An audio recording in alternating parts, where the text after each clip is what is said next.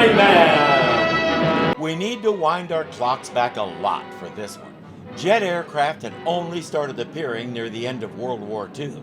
In fact, keeping Hitler from getting jet planes was a big part of the Allied strategy to defeat him.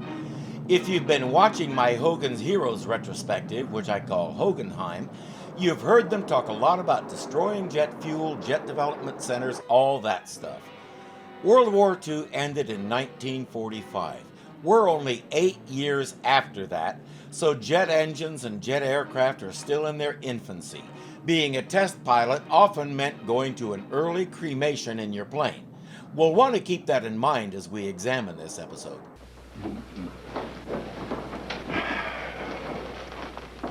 Oh, don't worry, Chief. Chris has been through this 1,000 times before. That's what has me worried. The boy's been flying too much lately. I can never get that nephew of mine to take a vacation. And why is it your job to do so? He does have parents, yes? Plus, if he's in the Air Force, I assume he's a legal adult and can make his own decisions. He takes the plane up to 50,000 feet and starts a level run. We still haven't learned what his actual mission is. She's a wildcat. I thought the plane would run away from me. I'm gonna try her on a dive now. Tower 286. Just stick to level runs as scheduled. Nothing fancy. Sorry, Tower, I can't hear you. I'm coming down. General, can't you stop him? He's a civilian, Mr. White. Even if he wasn't, what do you expect the general to do? You don't think you can see him through the ceiling, do you, Clark? Well, actually... 86 to Tower, I'm diving. Okay so far. Speed is Mach 0.6, Mach 0.7, 0.8, Relax, Chief. He's okay. 0.9, all smooth, 0.95. Again, I'm not sure what the mission is. Chuck Yeager had already broken the sound barrier back on October 14, 1947, 6 years earlier. We haven't been told if this is a new design of plane, if we're testing sustained flight at Mach plus speeds, or if Chris is just hot-dogging. Wait a minute. I'm feeling a little woozy. I'm not sure why that would happen. Pilots had been wearing G-suits to keep just that sort of thing from happening since about 1940. Is Chris not wearing one? Did it malfunction? What's going on here? I can't seem to get my breath. 86. 86. Over. Over. He is in trouble. I can't stand it. I've got to get out of here. Having Clark appear to be a cowardly little shrinking violet like that is pretty clever, I admit. He can take the ribbing and abuse later, but it gives him an excuse to get away and change to Superman. It's your standard Superman rescue with the typical special effects where Superman flies up, grabs the jet, and puts things right. But there's a little twist to this rescue.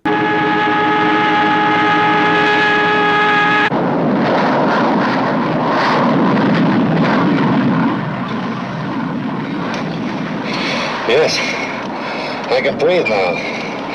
Somehow, something seems to be leveling the ship. Chris doesn't know he's there. As far as he knows, the plane is fixing itself. Neither Clark nor Superman is inclined to tell him otherwise, and the plane isn't talking either. Nobody would ever figure it out until months later when a maintenance worker discovered his fingerprints in the metal. Well, Mr. Kent, while you weren't feeling very well, it may interest you to know Chris made it. Well, I'm very glad. It's a good thing he didn't have to depend on you to help him. Yes, sir. Someday when Superman is my age, I can picture him sitting on a porch in a rocking chair with Lois, recounting all the times they treated him like that when he was really saving people as Superman. I hope somebody gets video because I want to see the look on Lois's face. Chris lands and heads to the general's office, but even though the general specified no press, a reporter is hounding him all the way into the office. You're from the Blade, aren't you? That's right, Steve Martin. You're not Steve Martin. This is Steve Martin. You're Kent, huh? That's right. I suppose you have to work on the planet to get special privileges. These people aren't here as reporters, Mr. Martin. They're personal friends of Captain White, and he arranged the visit. Assuming it's any of your business, of course. They chase him out, and then the general tells Chris to take a vacation. Yes, why don't you run up to my lodge in the mountains, relax for a few days? You're acting like I could talk your boss into ordering you to take a rest. Now, why not make it easy and just go? Who knew I was in the company of generals when I say, just go with it, Chris? They shoot down every excuse he can come up with. All right, but it'll cost you one 20-gauge shotgun. If I'm going out to pasture, I want to have some fun. That's a deal. A 20-gauge shotgun. I assume he's going after small birds like quail or doves. 20-gauge is about the smallest shotgun that's made these days. Smaller ones did exist in 1953, but if you were looking to hunt something big enough to make a meal out of, you wanted at least a 20-gauge.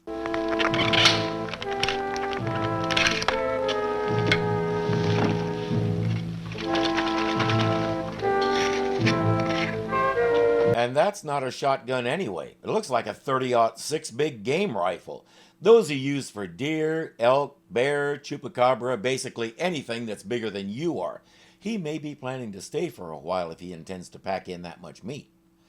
He hears a car approaching. He's been working on his flight report, which is top secret. He can't let anybody see it, and there's no reason for anyone to be here unless they're up to no good.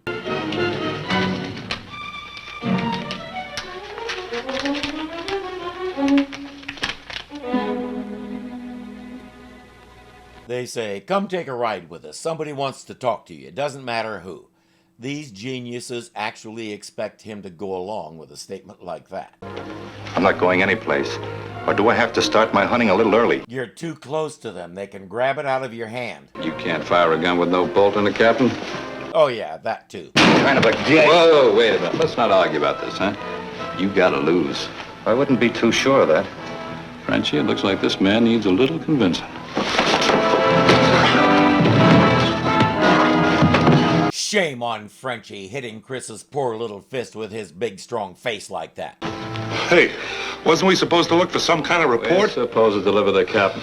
The guy wants to pay us some more money. We come back and deliver the report. Gee, you should have been a businessman. Yeah, I am. Now, come on, let's get moving. At least she's faced away from the camera this time. Frenchie does make a decent pack mule. There's a helicopter that stops at various cabins in the area every few days to deliver and collect mail. The pilot reports to Perry that he found the cabin empty and the rifle on the ground. That's something Chris wouldn't do. Chief, what do you say I take a run at that cabin, just have a look around? I'd appreciate it, Kent. Fine, I'll leave right away. Good. Can I go along with you, Mr. Kent? Olson, the next time you come barging into this office, I'll... I'm sorry, Chief. Sir, I just happened to hear that... Oh, you just happened to hear? Yes, sir. Perry, as loud as you talk, they can hear you in Cambodia. The door was open and I couldn't help it. Kent, will you do me a favor? Take him with you. Get him out of my hair. But... No buts, that's an order. Take him with you, and if you can arrange it, lose him along the way.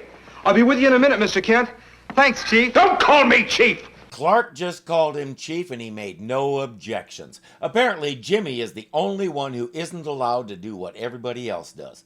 Again, I have to say, I do not like this Perry White. He's an overbearing jerk who doesn't listen to himself when he talks. And what's this doing out here? I don't know, Jim. You'll have to ask Chris. The pilot already told you Chris isn't there. The door is locked, so when Jimmy isn't looking, Clark breaks in and then says the door was just stuck. As usual, Jimmy buys it. About that time, they hear someone coming. They hide while our two friends come back and toss the place, looking for Chris's report. Hey, you know what? I think we're looking for something that ain't here. If it ain't here, we can't find it. Yeah, I know, but the man said not to come back without that report. What do you want me to do, write one? Come on. These guys are not very good at this. They didn't search up the chimney flue, they didn't cut the cushions open. Whatever they're being paid is too much. You stay here, Jim, and keep your eyes open. I assume they got there in a car, and when one is following people in a car, it's customary to follow them in another car so that one may keep up. As far as Jimmy can tell, Clark intends to run after them. And he's not asking any questions. You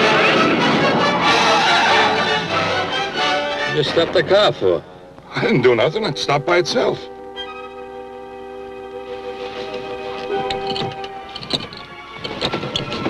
What did you do with Captain White?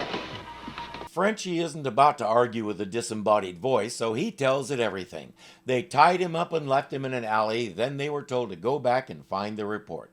They get their instructions from phone calls at a particular hotel room. He's gonna call again at 5. That's it, honest. Hey, Nate, that cape. I know, it's Superman.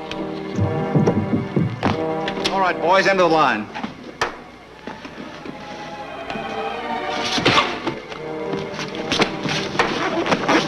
What are you gonna do with us? I'll leave that to the police.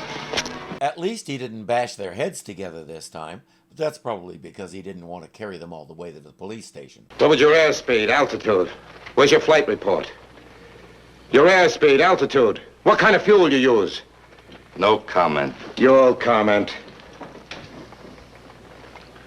You're wasting your time. Now look, Captain. Look. What does it matter to you, huh? It's his job. What does it matter to you? Why are you so interested? Well, okay, Cap. I know the right people pay the right price, so there's enough in it for both of us. How much will you take? Let's say $5 million.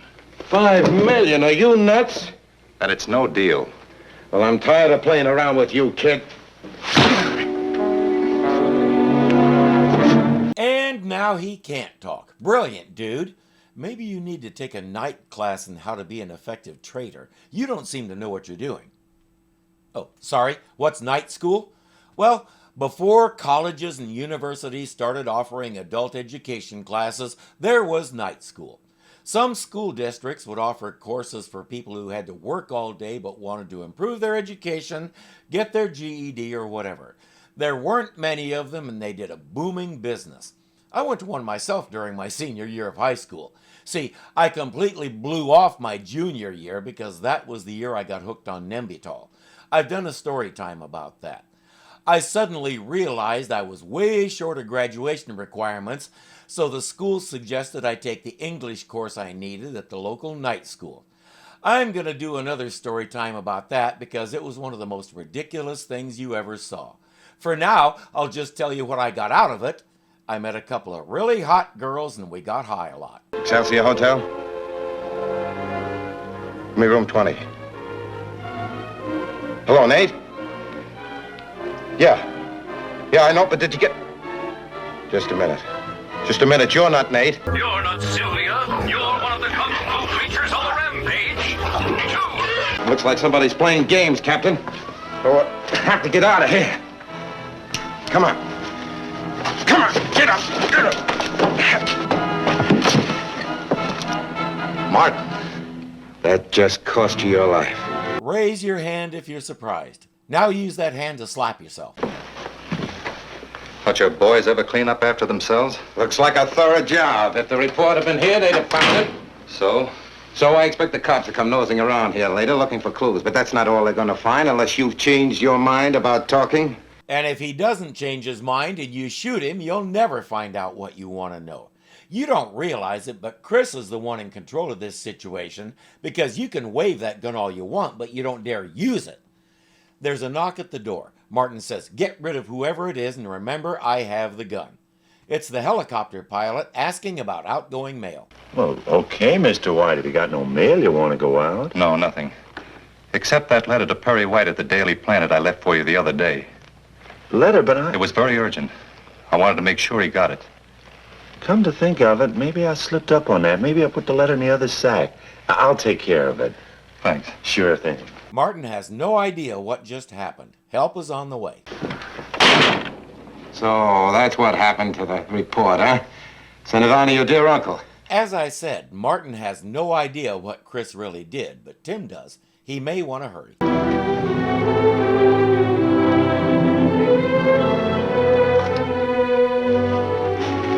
You got one last chance. Now tell me what I want to know. I'll leave you here alive. I'll make sure that they find you after I'm safely out of the country. Have a good trip, trader. Okay, hero. When that flame reaches that gas tank, you'll think a blockbuster went off. He's going away empty-handed after all that.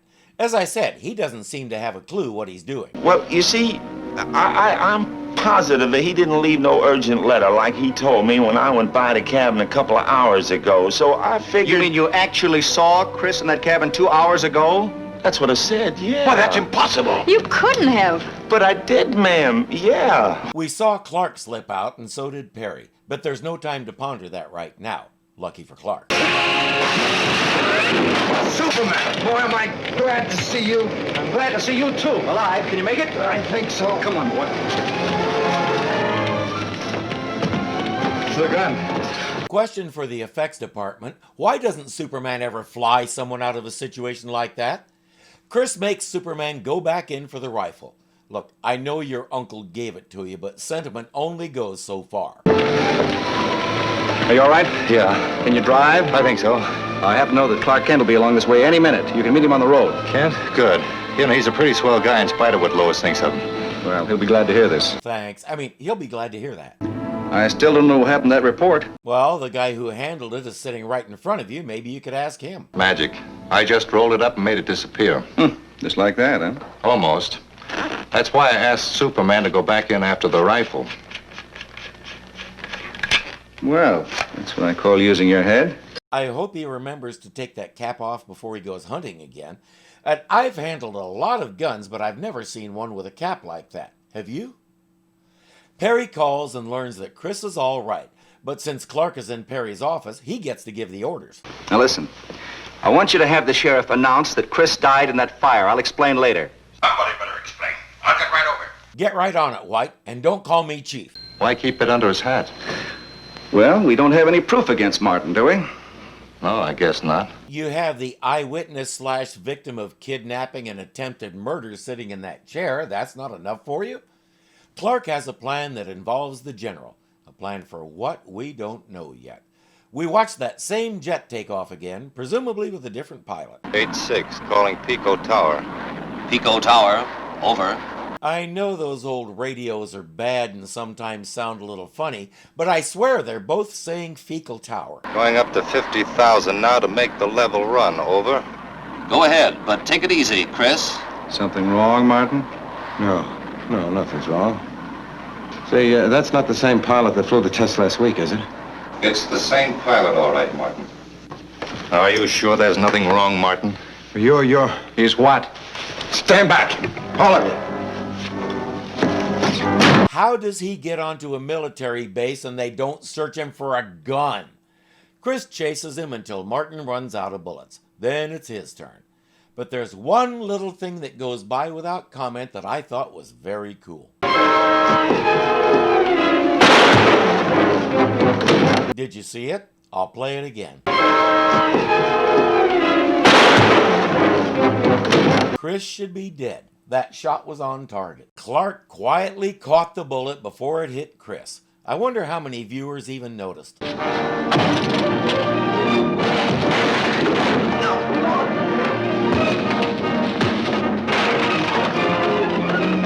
do something. Help him. Let the boy have a good time, Lois. As I've noted many times, I've never been in an actual fight in my life. I'm not a fan of fighting and violence. But for a brief moment, I'm with Clark. Chris earned this.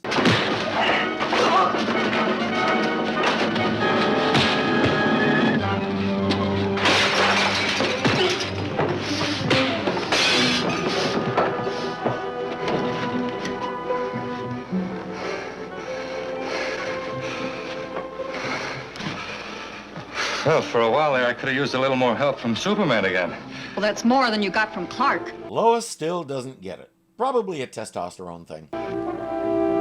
From where I stood, you put on a pretty good Superman performance yourself, Chris. The show did a lot of social commentary. We've discussed the death penalty, treatment of ex-cons. In the previous season, we saw the plight of a so-called illegal immigrant, among other things. Today, we're talking about treason. We're against it. The traitor Martin is pure evil and will go to any lengths to betray his country. He has no morals at all. We saw that the first time we encountered him when he snuck onto the base without permission. Chris, on the other hand, is steadfast and true blue, willing to give up his life to protect his country's secrets. There is no evil in him at all. He is pure in heart and soul. He ain't gonna let no commies get his information.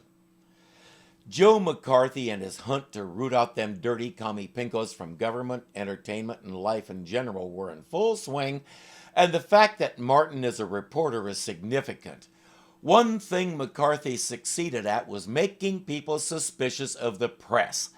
Any reporter who didn't totally denounce the communists was probably one himself. I find it weird that the show seems to be so forward-thinking on things like the death penalty, but also seems to support McCarthyism. Then again, Superman does have a dual identity, so I suppose it's possible Clark Kent thinks this way while Superman thinks that way. Makes me wonder how often he gets into arguments with himself. And who wins? Thanks for watching, kids. And remember, clicking that like button is cool. Subscribing is even cooler. Leaving a comment is as cool as the coolest person you know. And becoming a patron makes you almost just like Superman. So don't hesitate. Do it today. Until next time.